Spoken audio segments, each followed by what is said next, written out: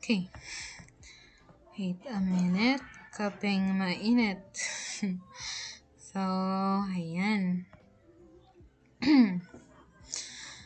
Kanina pa ako salita ng salita dito. So, again, let me introduce myself first. Hindi pwedeng walang introduce or introduction.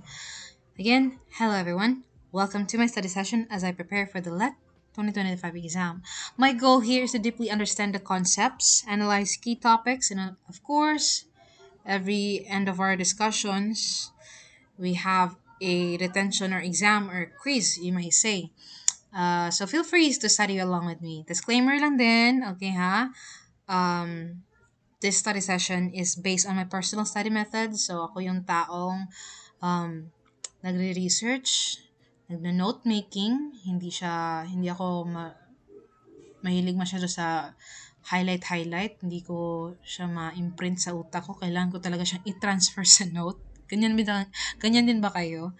So, I hope we have the same learning style, na. And also, I am the type of person who wants a application agad or quiz or exam para ma-retain ko yung pinag-aralan ko.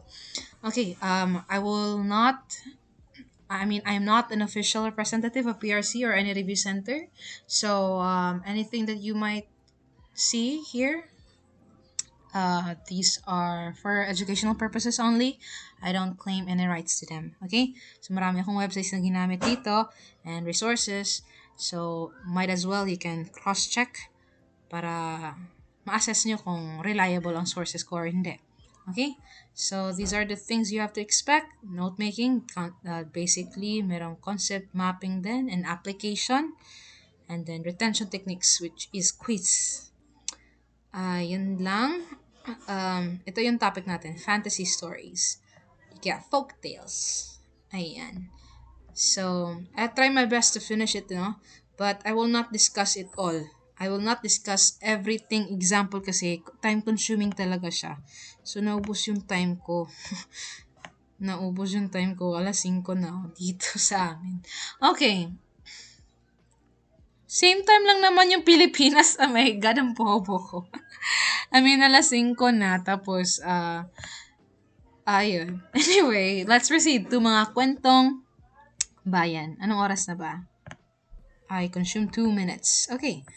So, that's fine. Okay.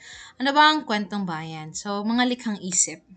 Okay na? Likhang isip na kwento tungkol sa iba't ibang uri ng mamamayan na sumasalamin sa kultura, paniniwala at tradisyon sa isang puok o rehiyon. Madami, no? Masyadong madami. Unang description pa lang, medyo,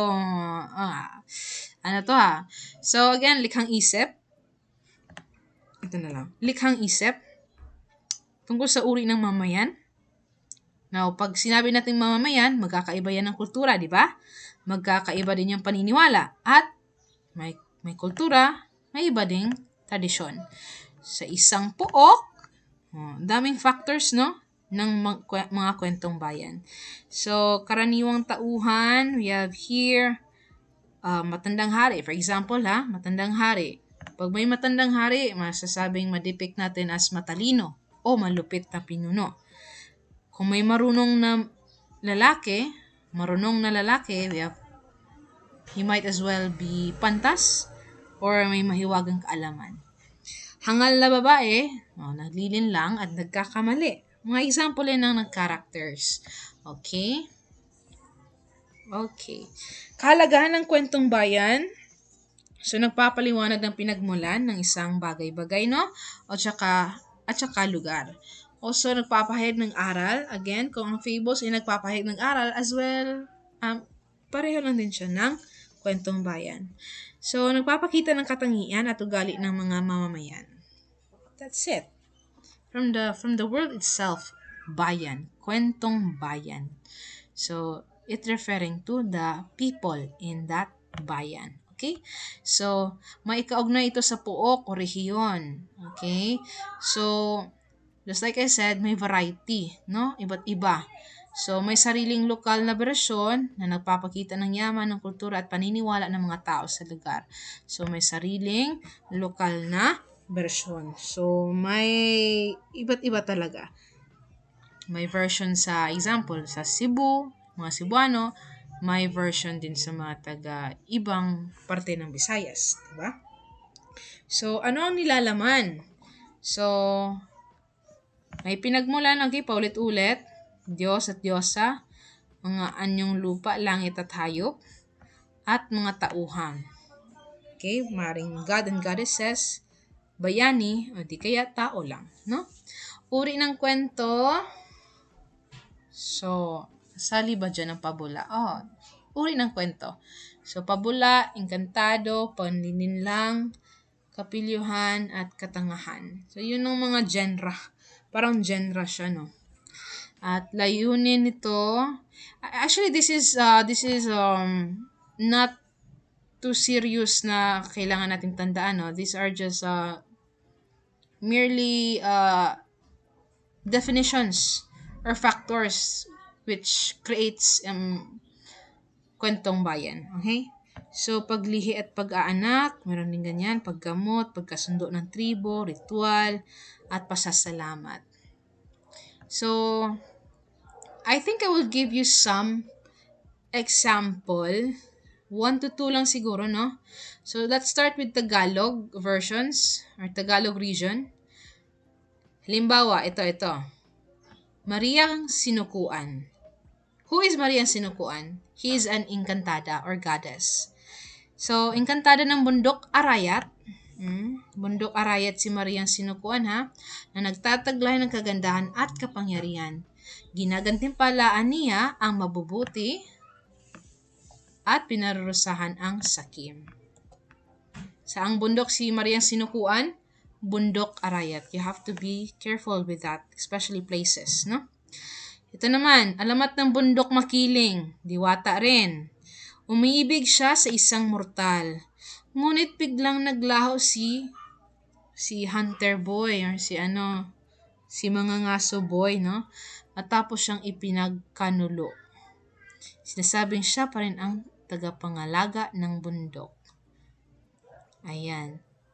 Last, ito sa alamat ng perlas ng silanganan, si Prinsesa Magayon. Isang dalaga. Isang prinsesa ang nalunod sa dagat at naging perlas. Biglang simbolo ng kagandahan at kasaysayan ng Pilipinas. Is that it? Is that the question? I mean the story. Prinsesa Magayon. Beautiful maiden? Oh, no. I see. Mali. Paano to na-copy? Okay. So, this is not the Princess Magayon, ha? Iba itong na-copy ko, eh. Si Prinsesa Magayon ay isang or daragang Magayon. Heroine siya that appears in the Mount Mayon. Hindi na to okay, ha? Ano ako dito? Naantok na siguro ako nito, copy-paste. Ayan. So, those are example of Tagalog, no? Let's proceed daw sa Visayan region. Ayan. Ayun, Legend of the Bakunawa. Those are short stories. So, Bakunawa is a serpente or dragon. And then, siya yung kumakain ng buwan sa langit, no? Kapag kinakain niya ang buwan, nagkakaroon ng eclipse. Ilang-ilang, ito, hinilawod sa mga, Visayan region to. So, labaw dongon, humadapnon at dumalapdap. So, somehow it's a epiko na tatlong magkakapatid na lumalaban sa halimaw, mangkukulam at masamang Diyos upang protektahan ang kanilang kaharian. Okay. So, hindi na ako mag one by one kasi natatagalan talaga tayo, guys. Yan. Sa Mindanao, ito, alamat ng Sarimanok. Alam niyo naman, no? So, yung mga tauhan, hari ng Mindanao, tsaka mahiwagang ibon na si Sarimanok, kung tawagin. So, bumaba sa langit si Sarimanok at binigyan ng swerte at kasaganaan ng isang hari. Sana all. Okay. Ano pa? Cordillera, Kabunyan, ang Diyos nila at ang unang tao. Sisikabon niya ng Diyos ng kalangitan, lumikha ng unang tao mula sa putik at hinipan ito upang bigyang buhay. That is for the Cordillera region. So those are examples, no? Kung gusto nyong i-search mga list of fantasy stories, meron dito.